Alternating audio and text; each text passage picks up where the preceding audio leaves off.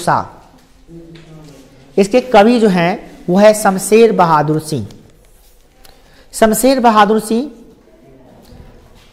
जिनका जन्म 13 जनवरी 1911 को उत्तराखंड, जो भारत का उत्तरी हिस्सा में स्थित है, वही के देहरादून नामक स्थान पर उनका जन्म हुआ था। माता का नाम प्रभुदेवी तथा पिता का नाम तारीफ सिंह था। शादी इनकी धर्मदेवी से हुई थी, तो इनकी पत्नी का नाम भी पूछता है, धर्मदेवी से इनका विवाह हुआ था। बात करें यात्रा की तो 1978 में उन्होंने सोवियत रूस की यात्रा भी की थी, ये भी बहुत पूछनवा है, बहुत पूछता है। बात करें कृतियों की तो कृतियां इनका भरमार पड़ा हुआ है। इनकी कृतियों को आप ध्यान से समझ लीजिए। सबसे पहला यहाँ पे लिखा है क्या, देखिए, दूसरा सप्तक, कुछ कविताएं, ये भी किताब का नाम है। कुछ और कविताएं, यह भी किताब का नाम है। चुका भी नहीं हूं मैं, ये भी। नेक्स्ट, इतने पास अपने, फिर उसके बाद उदिता, फिर उसके बाद बात बोलोगी, उसके बाद काल तुझसे होड़ है मेरी। अगला, टूटी हुई बिखरी हुई कहीं बहुत दूर से सुन रहा हूं। अगला, सुकून की तलाश, जो गजल है। इसमें जो सबसे ज्यादा पूछा गया है वह दूसरा सप्तक ज्यादा पूछा गया है, सबसे ज्यादा पूछने वाला यही है इसमें। बात करें इस कविता की, कविता एक प्राकृतिक दृश्य को व्यक्त करती है। चलिए कविता के शब्दों को देखते हैं, क्या कहना चाह रहे हैं कवि। उषा का मतलब होता क्या है समझिए। प्रातः काल से पूर्व का जो समय होता है, मतलब जो सूर्य उदय होता है ठीक उससे पहले का जो समय होता है वह उषा काल होता है। मतलब उस समय सूर्य का उदय हुआ नहीं है, जस्ट रात भी नहीं है।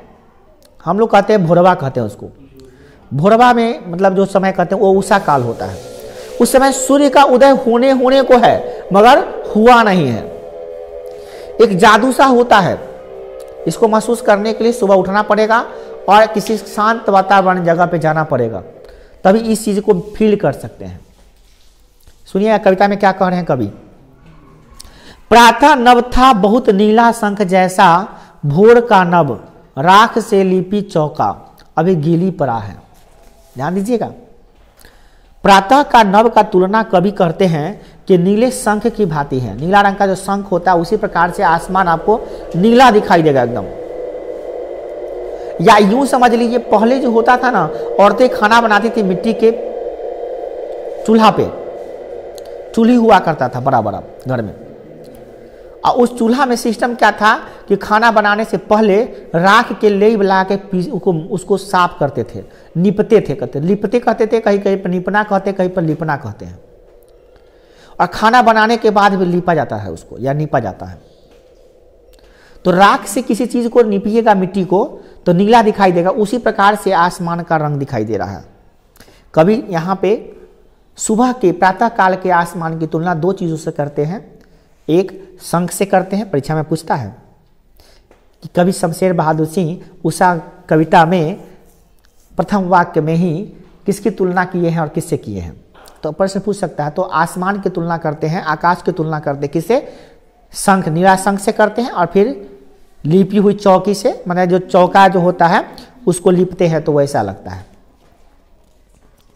चौका का मतलब यह भी कह सकते हैं जो असोरा होता है बरांडा, उस टाइप का भी कह सकते हैं।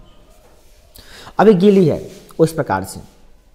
बहुत काली सील जरा सी लाल केसर से कि जैसे धुल गई हो। हल्का केसर का रंग मिला दिया जाए और उस राख वाला चौकी पर हल्का सा छीट दिया जाए तो कैसा महसूस होगा।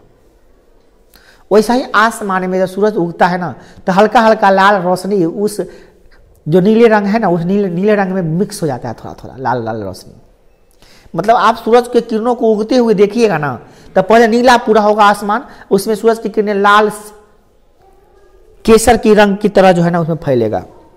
या यूं कह लीजिए, आपको ये समझ में नहीं आ रहा है तो एक तुलना और कभी किए हैं कि बचपन में हम लोग स्लेट पर लिखा करते थे क ख ग, वो नीला रंग का होता था, मिट्टी का स्लेट देखे हैं, नीला रंग का होता है।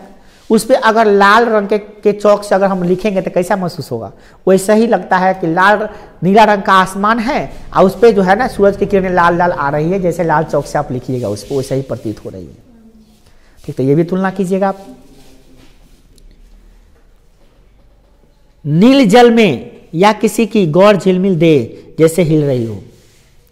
सूरज की किरणें तो ऐसे हिलती जुलती महसूस होगी जैसे तालाब के किनारे एक गोरी लड़की खड़ी हो जाए तो उसका शरीर कैसे झिलमिल झिलमिल तालाब में दिखाई देगा, हिलता हुआ शरीर, उसी प्रकार से ऐसा प्रतीत हो रहा है उनको। जादू टूटता है, इस उषा का अब सूर्योदय हो रहा है। मतलब ये जादू टाइप का है, अभी नीला नीला दिखाई दे रहा था, अब लाल लाल दिखाई दे रहा है, उजला अब पीला पीला दिखाई देगा, अब उजला उजला हो जाएगा। माने जादू टाइप का हो रहा है, ये सब कुछ जादू के तरह चल रहा है, तो उषा का जादू कह सकते हैं इसको आप। ठीक है, इस प्रकार से कवि शमशेर बहादुर सिंह कुछ ही शब्दों में सुबह प्रातः काल का जो आसमान होता है उसकी जो मधुरता है, उसकी जो व्याख्या है, बड़े ही प्राकृतिक चित्रात्मक ढंग से किए हैं। काल्पनिक तो नहीं कह सकते, चित्रात्मक ढंग से किए हैं। जब इनको पढ़ते हैं तो रंग बिरंग के चित्र आते हैं दिमाग में और प्रातः काल का अनुभव होता है कि सूर्योदय के समय कैसा आसमान दिखाई देगा, इस प्रकार से हमें अनुभव होता है। तो कहीं ना कहीं इस कविता को पढ़ने पर शमशेर बहादुर सिंह की चित्रात्मक शैली का अनुभव हमें होता है, जिन्होंने बड़े ही चतुराई पूर्वक शब्दों को इस प्रकार से तोड़ मरोड़ कर पेश किया है, जैसे लगता है एक बड़ा ही मतलब प्राकृतिक दृश्य को बड़ा ही बढ़ा चढ़ा कर पेश किया गया हुआ, बड़ा ही अच्छा कह सकते हैं इसको आप, फीलिंग, इसको पढ़ने के बाद अच्छा फीलिंग भी महसूस होता है। चलिए आप देखते हैं इनके प्रश्नों के ओर। प्रश्न लिखे हैं आप? नहीं लिखे हैं? फिर भी चलिए प्रश्नों को हमको याद है, प्रश्नों को बता देते हैं, सभी प्रश्नों को ध्यान से सुनिए। प्रातः काल का नभ कैसा था? तो बताएंगे प्रातः काल का नभ नीली शंख की भांति था या राख से लिपी गई चौका की भांति था। ठीक है, दो चीजें बोलेंगे। नेक्स्ट क्वेश्चन, राख से लिपा हुआ चौका के द्वारा कवि क्या कहना चाहते हैं?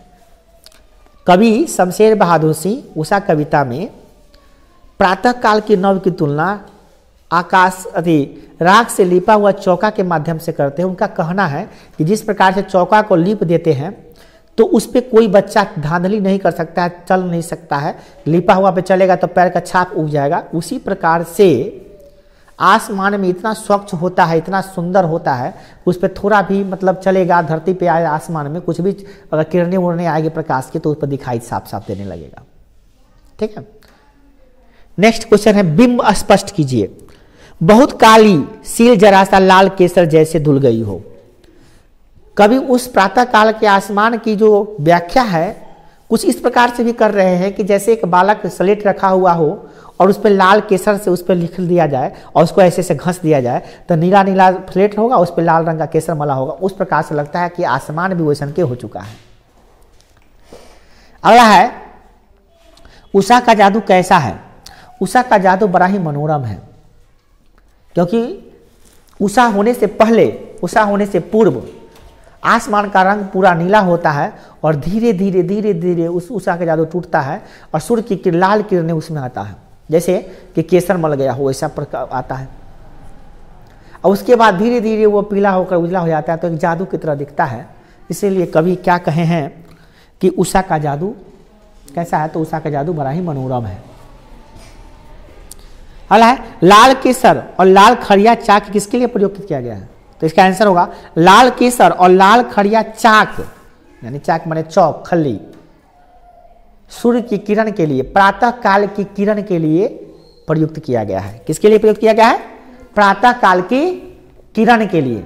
जैसे नीले आसमान में सुबह सुबह की सूर्य की रोशनी जब लाल आती है तो उसी प्रकार से होती है, जैसे केसर मल दिया गया हो या तो नीले स्लेट पर लाल रंग से चौक लिख दिया गया हो। ओके, कोई दिक्कत? ये प्रश्नों को तो आपको दिमाग में सेट हो जाएगा, याद भी नहीं करना पड़ेगा, ठीक से समझ लीजिएगा। तो अगला है, व्याख्या कीजिए। जादू टूटता है, इस उषा का अब सूर्योदय हो रहा है। सूर्योदय होने से पहले का समय और सूर्योदय होते हुए समय और सूर्योदय होने के जस्ट बाद का समय थोड़ा ही देर का परिवर्तन होता है। सूर्योदय से पहले का समय 5 मिनट पहले का समय सूर्योदय हो रहा है अभी का समय और जस्ट 5 मिनट बाद का समय में इतना ज़्यादा चेंजिंग होता है जिसको आप अनुभव ही नहीं कर सकते हैं जब तक उसको रियलिटी में नहीं देखिएगा। आज जो लोग देखे हैं वो लोग समझ चुके हैं। बिनैया घाटे को आप गए होइएगा, अगर छठ घाटे पर तो इस चीज़ को महसूस भी आप किए होइएगा। बहुत अच्छा ढंग से दिखाई दिया होगा कि कैसे अंधारा में आप डाला उठा के गए थे, वहाँ पे वेट कर रहे थे, कोई दिखाई ठीक से नहीं दे रहा था, धीरे धीरे सब दिखाई देने लगा, आसमान नीला हुआ, धीरे धीरे आप सूरज की रोशनी आने लगा, सब लोग प्रणाम करने के लिए घाटे में जा रहे हैं, उधर से लाल किरणें उसमें आसमान में फैल रही है, सब लोग हाथ में उठा रहे हैं, बच्चा सा ठेकुआ खाने का स्टार्ट कर दिया। ये है जादू।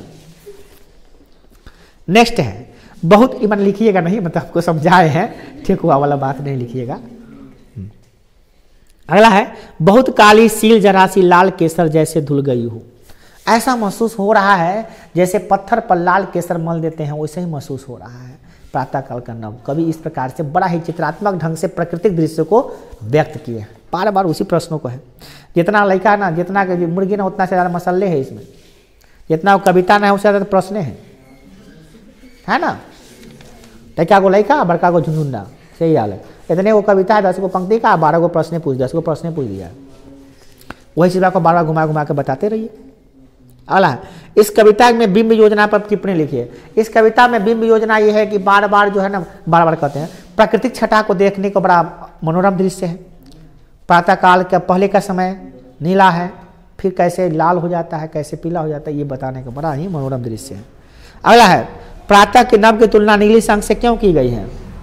क्यों की गई है? क्योंकि इसका रंग नीला है, इसीलिए। हाँ, एक बात और है कि शंख पवित्र होता है तो आसमान भी पवित्र है। शंख नीला है तो उसी प्रकार से आसमान भी नीला है, इसलिए किया गया है, पवित्रता को बताने के लिए और सुंदरता को बताने के लिए। नेक्स्ट हुआ, यही परीक्षा में आएगा ना तो लिखना रहेगा, 2 नंबर मिलेगा खट से। नील जल में किसका गौर दे झील हिल रही है? नील जल में गौर दे हिल रही है फिलहाल में सूर्य की किरणें का। किसका? सूर्य के किरणों का। सूर्य का किरण जब दिखाई पड़ेगा ना तो ठीक उसी प्रकार से हिल रहा है जैसे गौर दे हिल रहा है किसी गोरी का, लड़की का, है। मगर यहाँ पे लड़की के चित्र के बारे में नहीं बताया गया, उसका एक तुलना किया गया छोटा सा, है ना, सूर्य की किरणों की तुलना की गई है बस। नेक्स्ट, कविता के आरंभ से अंत तक बिंब योजना के गति चक्र का चित्रण कीजिए। कविता के शुरू से लेकर अंत तक हमें तो दिखाई देता है कि सिर्फ एक ही प्रातःकाल के नव का जो चेंजिंग होता है उसी को बताने का अलग अलग शब्दों के माध्यम से बताने की कोशिश की है। हो गया? तो ये हो गया आपका कविता क्या? उषा।